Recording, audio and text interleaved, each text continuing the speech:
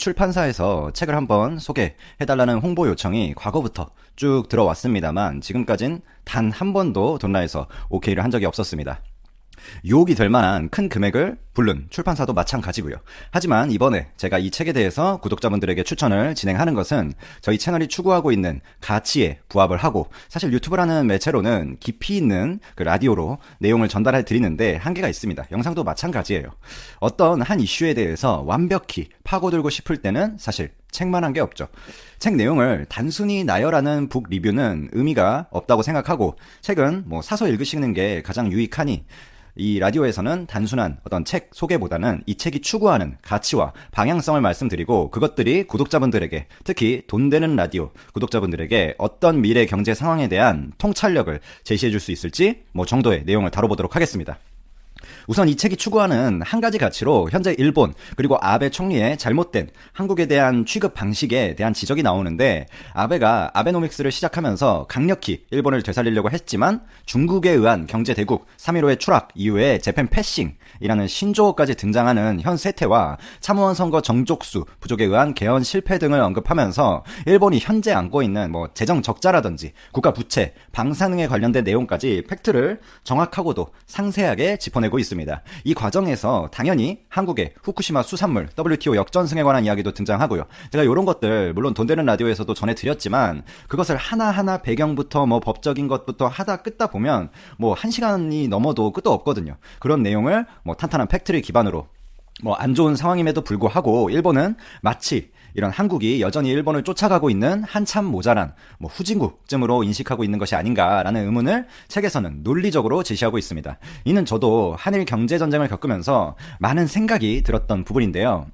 물론 경제 규모상으로 현재 한국이 일본보다 낮은 것은 팩트예요. 팩트는 인정하고 가야죠. 일본이 이번 수출 규제를 가하면서도 전혀 대화의 창을 안 열어놓고 무작정 자기네들이 드라이브를 걸면 한국이 끌려올 수밖에 없다라는 안일한 사고방식으로 제재를 시작한 게 아닌가라고 생각이 듭니다. 추후 일본의 어떤 소비재 수입도 큰 폭으로 줄고 있고 노 재팬이라는 슬로건 아래 많은 일본 기업들이 문을 닫고 있죠. 그에 반해서 일본 관광은 또 어떻죠? 지금 관광지 지자체에서 일본 정부의 민원이 폭주하는 상황이죠. 관광 어떤 수입에 대한 하락, 일본 소비재에 대한 하락, 기업들이 문을 닫는 것들 돈 되는 라디오에서도 이미 팩트로 전해드린 바 있습니다. 그에 대해서 상세히 이 책이 설명을 해주고 있어요. 그것을 단순히 그리고 꼬집는 데 그치지 않고, 사실 이 라디오상으로는 꼬집는 데서 그칠 수밖에 없거든요. 그 길이에 한계가 있으니까요. 그리고 말로 전하는 데 한계가 있으니까. 하지만 이 책에서는 WTO 분쟁이란 과연 무엇인지, 한국이 왜 일본을 이길 수밖에 없는지, 이걸 알려면 결국에 WTO GATT 규정부터 시작해서 과거 WTO의 판례라든지 법령 체계라든지 이런 건 그림으로 설명하고 또 많은 어떤 활자들을 통해서 수십 페이지에 걸쳐서 설명할 수밖에 없었거든요. 그런 부분 책에서 좀 더 입체화된 합리적인 판단으로 소개를 해주고 있습니다. 흔히 경제신문이나 가볍게 출판되는 책들에서는 WTO 그 자체의 역할까지 깊게 생각하게 해주는 그런 내용은 못 다루고 있거든요. 또한 후쿠시마 수산물 역전승에 대한 내용도 당연히 다뤄봐야 되고, 한국 정부의 전략은 어떤 방향으로 가야 되는지 그 제시까지 나와야 진정 깊이 있는 생각이고 미래 방향성에 대한 통찰력을 가진 책이라고 볼 수 있는데, 이 점을 이 책이 핵심적인 방향성으로 다루고 있어서 저 개인적으로 읽으면서 매우 만족스러웠습니다. 이 책이 제시하는 문제점에 대한 어떤 분석 방식과 향후 경제 상황에 대한 한국의 태도, 그리고 불매운동의 효과적인 활용 방법 등에서, 물론 이 책도 잘 썼다고 제가 생각이 들어서 추천을 하고 있지만, 사람이 썼기 때문에 100% 모든 내용이 맞다고 할 수는 없겠지만, 무역학 박사학위를 가지고 대학에서 이분이 대외무역법, 국제통상법으로 10년 넘게 강의한 전문가의 의견을 듣는 것 만으로 어떤 합리적인 통찰력을 구독자분들이 어느 정도는 분명히 얻을 수 있다라고 판단이 됩니다. 거기서부터 구독자분들이 접하는 돈 되는 라디오를 포함한 다른 매체들의 정보와 융합해서 나름의 가치관을 형성하면 분명히 앞으로 한일 전쟁이 아닌, 지금도 벌어지고 있는 한중은 또 전기차 배터리 관련해서 전쟁을 펼치고 있죠. 반도체 전쟁 이루어지고 있죠. 그것들을 비롯해서 가장 메가 트렌드인 이 미중 무역 전쟁까지 해석하는 데 있어서 큰 도움이 될 것이라 확신을 합니다. 자, 이 정도면 제가 이 책이 어떤 가치를 담고 있는지, 그리고 구독자분들에게 그 가치가 앞으로 어떤 통찰력을 제공해 줄지에 대한 설명은 정리가 1차적으로 된 것 같습니다. 그럼 제가 책을 읽으면서 특별히 인상 깊었던 주제 몇 개 전해드리고 그에 대한 통찰을 같이 나눠보고 오늘의 라디오 마무리하면 유익한 시간 될 것 같아요. 우선 제가 책을 읽으면서 가장 눈에 띄었던 것은 역시 일본 수출 규제 조치와 관련된 타당성 검토 부분이었습니다. 특히 인상적이었던 건 일본의 주장에 관해서도 전혀 왜곡되지 않게 팩트를 있는 그대로 전달을 하고, 우리가 적이라고 지금 부르는 그 존재에 대해 어떻게 왜곡시키지 않고, 사실 이 읽는 사람들 기분 좋으라고 만약에 책을 썼다면 좀 사실을 왜곡시키는 것도 가능하거든요. 하지만 전혀 왜곡 없이 정보를 전달하는 것, 이게 신뢰성의 기초겠죠. 그 이후에 논리 인과관계가 아무리 합리적이라 한들 이런 그런 기초가 잘못되면, 전제가 잘못되면 그것은 합리적인 어떤 결론을 도출하지 못하는 것인데, 그 전제가 어느 정도 신뢰성의 기초가 있다, 이렇게 볼 수 있고요. 그 이후에 그 주장성에 대한 타당성을 하나하나 팩트에 근거해서 박살내면서 일본 주장 그 내면에 있는 그 자체의 모순을 정확히 짚어내는 모습이 인상적이었습니다.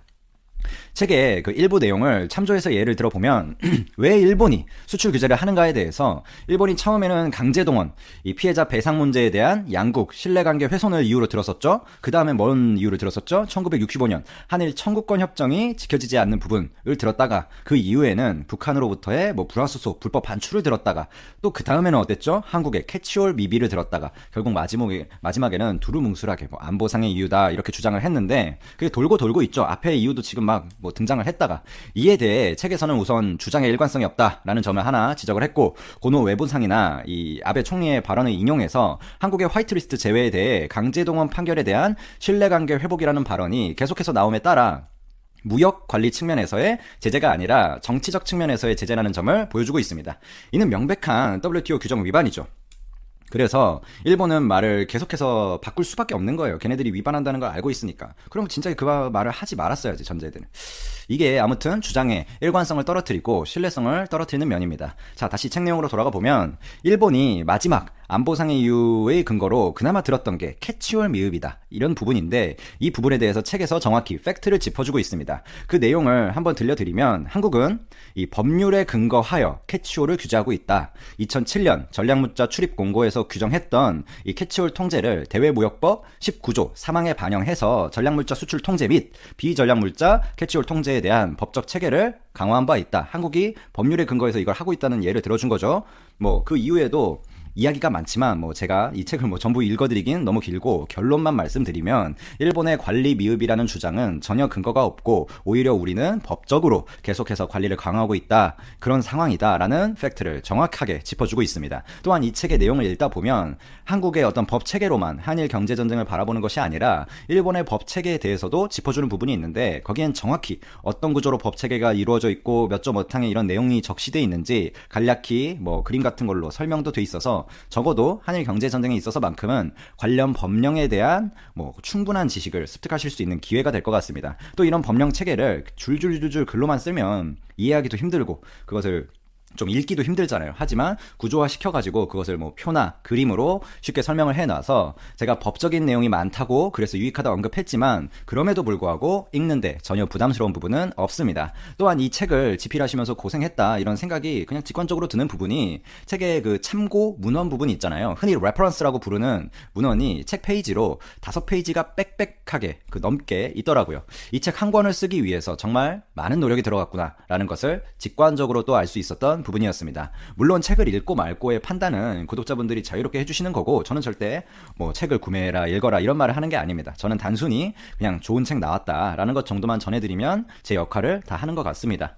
이 외에도 GATT 예외 조항이라든지 WTO 협정에 관련해서 자세하게 판 부분이라든지 아베노믹스 관해서도 아주 심도 있게 그게 어떤 위험성을 품고 있는지, 지금 일본의 주가가 좀 올라가고 있지만 그게 얼마나 위험한 어떤 행위인지, 그런 것들에 대해서 심도 있게 분석을 해놨고요. 전 세계 무역 현황에 대해서도 통찰력 있게 많은 내용이 쓰여져 있습니다. 또한 뒷부분엔 왜 한국이 필승할 수밖에 없는지에 대한 논리적인 글들이 이어지고요. 물론 이런 내용들 전부를 제가 라디오에서 나름 심도 있게 다뤄보면 더할 나위 없이 좋겠지만, 이 책을 가지고 막 그런 주제를 계속해서 뭐 다루면 몇 시간이 돼도 쉽지 않을 것 같습니다. 그렇게 뭐 주제별로 제가 라디오를 다뤄서 뭐 조회수를 뭐 뽑고 이러면 뭐 저한테 좋을 수도 있겠지만, 그래도 활자로 또 깊이 있는 지식을 읽는다는 게 또 의미가 또 있잖아요. 그래서 항상 보다 이런 깊이 있는 내용을 전할 때는 책이라는 매체가 여전히 사랑을 받는 것 같고요.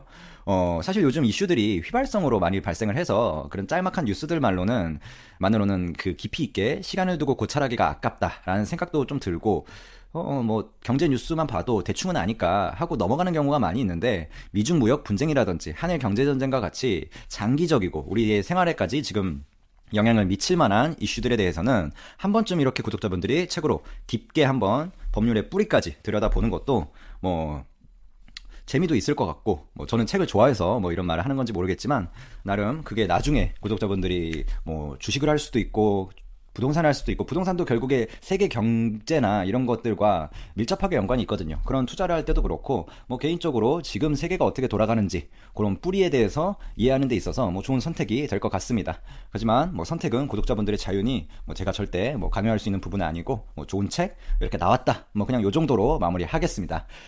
감사드립니다. 오늘도 소중한 100일입니다. 지역 경제를 떠받치던 한국 관광객의 발길이 끊긴 현재 일본의 관광지는 어떨까요?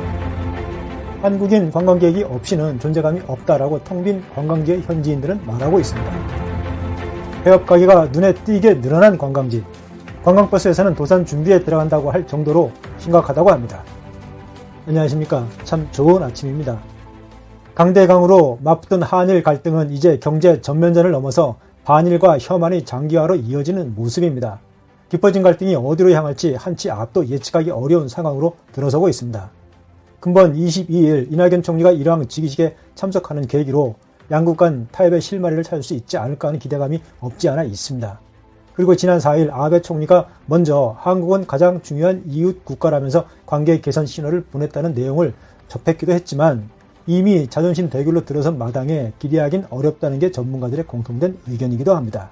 일본 언론은 한국 관광객 감소로 고통받고 있는 서일본과 홋카이도 주요 관광지 현실을 조명하는 기획 기사들을 연일 게재하고 있는데, 마이니치 신문 같은 경우에는 일면 탑 기사로 다루며 정부를 향해 대책을 요구하고 있습니다.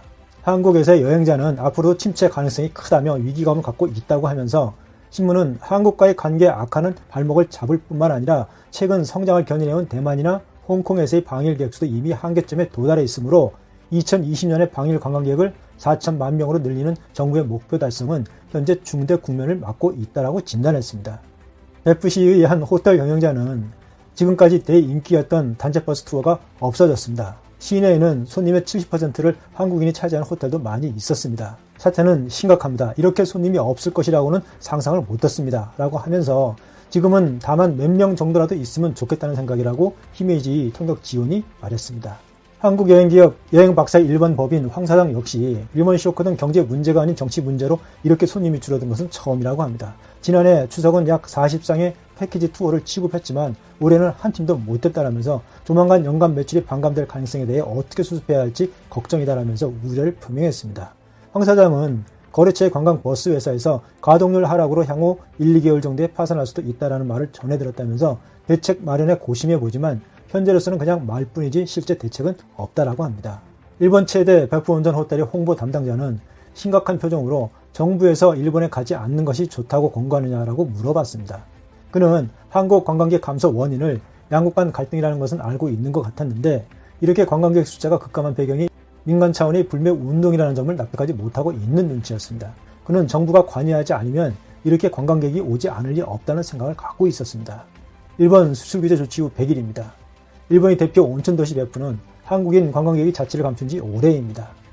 베푸역과 시내 상점가는 한산했고 가게는 문을 닫은 곳이 태반이어서 을씨년스럽기까지 했습니다. 평소 한국 단체 관광객을 실은 버스가 줄지어서 있던 역 앞 주차장 역시 텅 비어 있었습니다. 한 상점가 직원은 한국 관광객을 못 본 지 오래됐다며, 일본은 좋은 나라인데 한국 사람들, 한국 대통령이 기가 좀 센 것 같다고 토로했습니다. 상인들의 불안은 이미 수치로도 드러나고 있습니다. 베프와 유인이 위치한 오이타현 관광 통계에 따르면 월 외국인 관광객 수는 전년 대비 31.7%가 줄었고, 한국인 관광객은 전년 대비 89.8%나 감소한 것으로 나타났다고 합니다. 지난 1월까지만 해도 전체 외국인 관광객 중 한국인이 72.6%를 차지했던 반면 9월엔 10.2%에 그친 것입니다. 지역 경제를 떠받치던 한국인 관광객이 사라지자 타격은 고스란히 지역 주민의 몫이 됐습니다. 그들의 원망이 어느 정도일지 짐작이 됩니다. 온천 호텔인 베프 스키너이 호텔 역시 상당한 타격을 받고 있었습니다. 호텔 관계자는 12월과 2월 그리고 9월에서 10월 추석 연휴엔 한국인 단체 관광객이 압도적으로 많았는데 올해 추석 땐 한 팀도 없었다면서 이 상태로 갈 경우 연말 한국인 관광객 공백을 대비해 내국인 유치에 나서야 하는 상황이지만 사실 별다른 뾰족한 방법이 없다고 고개를 흔들었습니다. 온천지구 주차장엔 수용차만 간간히 오갈 뿐 대형 주차장은 공터나 다름없을 정도로 텅 비어 있었습니다. 현장에서 만난 택시기사는 한국인 관광객이 완전히 극단적으로 줄었다며 버스 회사의 타격이 커서 도산 위기에 처한 운수업체도 있다고 전했습니다. 베프에서 차로 1시간 거리에 있는 온천도시 유구인, 한적하고 조용한 휴양지로 한국이 알려지면서 단체는 물론 개인 관광객으로 몰려들며 활기가 넘치던 도시엔 적막함만이 감돌고 있었습니다. 시내 상점과 초입엔 폐업한 가게가 곳곳에 눈에 띄었고 거리는 한적하기만 했습니다. 한국인 관광객이 많이 찾았다는 기념품 가게 직원은 7월 이후로 매출이 70에서 80%가 줄었다고 밝히면서 운영이 가능할지조차 불투명해지고 있다고 전했습니다. 그렇게 번화하던 상점가는 주말 오후에도 오가는 관광객이 10여 명 정도 채 안 될 만큼 한산해서 여기가 과연 관광지가 맞나 하는 생각이 들 정도였습니다. 유인 상점가의 직원은 곧장 문재인 정권이 끝나면 해결되지 않을까 하는 말을 했습니다. 한국 정치에 관심을 갖고 있는 지역 주민들은 문제의 원인을 아베 총리가 아닌 문재인 대통령으로 보고 있었습니다. 국가에서 방해를 막고 있지 않은가 하는 견해들도 많았습니다. 한국이나 일본의 상황을 거의 모르고 있는 듯한 분위기를 느꼈는데 현지 택시기사 히구마 씨는 문재인 대통령 임기가 앞으로 2년 정도 남았기 때문에 한국인 관광객이 다시 오는 건 2년 뒤가 되지 않을까 하는 생각을 내비쳤습니다. 아베 정권이 중간에 입장을 바꿀 수도 있겠지만 지지율이 높으니 그럴 가능성은 없을 것 같다고 내다보기도 했습니다. 일방적인 언론의 보도를 그대로 믿고 있는 눈치였습니다. 반면에 취재 중 만난 유인 상점가 직원 야야 씨는 갈등의 원인은 아베 총리라며 아베 총리가 문제가 많으니까 한국에서 불매 운동이 진행된 것이라고 지적했습니다. 한국 유학 경험이 있다고 밝힌 그는 친한 한국 친구들과 이야기해보면 일본에 대해 나쁜 이미지를 갖고 있지는 않은 것 같다라고 하면서 아베 정권의 조치 이후 일본 제품을 사고 일본 여행을 가는 것 자체를 한국에서 꺼려하는 것 같다며 불매 운동에 대한 인상을 전했습니다. 아베 정부는 당초 줄어드는 한국인 관광객은 중국 또는 다른 외국 관광객으로 대체할 수 있다는 입장이었지만 현재 상황은 거의 불가능한 것으로 예측되고 있습니다. 그런 모습에 아베 정부는 뒤늦게 서일본 경제가 휘청이자 사태 수습에 나서는 모습을 보이고 있습니다. 지난 4일 아베 총리가 먼저 한국은 가장 중요한 이익 국가라면서 관계 개선 신호를 보냈다고 보도하는 언론도 있지만 이전의 말을 되풀이하는 정도라고 보는 견해가 있습니다. 유인의 일호간 사장 하예시 씨는 수출 규제 조치로 인한 갈등은 정부에서 비롯됐지만 한국과 일본은 오랜 이웃 나라라면서 민간의 관계는 한번 끊어지면 다시 회복하기 어려운 만큼 오해를 풀고 한국 관광객이 다시 일본을 찾아와 주었으면 좋겠다라고 호소했습니다. 얼어붙은 한일 관계 속 경제 직격탄을 맞은 관광지역의 주민들은 정치와 현실사의 깊은 시름에 잠겨 있었습니다. 뒤늦게 와서 후회해도 소용이 없을 겁니다. 우리는 끝까지 갑니다. 우리는 끝까지 갑니다. 끝까지 갑니다.